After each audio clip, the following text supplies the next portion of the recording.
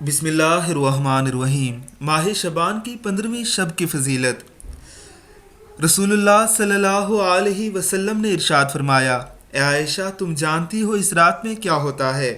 عرض کی کہ یا رسول اللہ صلی اللہ علیہ وسلم بتلائیے اس میں کیا ہوتا ہے؟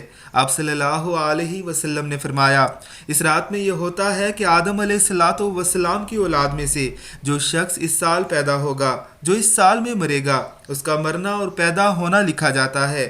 جو فرشتہ ان کاموں پر مقرر ہیں ان کو اطلاع دی جاتی ہے، اور جتنا جتنا رزق مخلوق کو اس برس میں ملے گا سب لکھا جاتا ہے۔ اس 15ویں رات اللہ تعالیٰ سورج ڈوبتے ہی اس دنیا کے آسمان پر تشریف لاتے ہیں اور ارشاد فرماتے ہیں کہ کوئی نیک بندہ ایسا ہے جو ہم سے بخشش مانگے تو ہم اس کو بخش دیں، کوئی رزق مانگے تو ہم اس کو رزق دیں، کوئی مصیبت کا مارا دعا کرے تو اس کی مصیبت دور کریں۔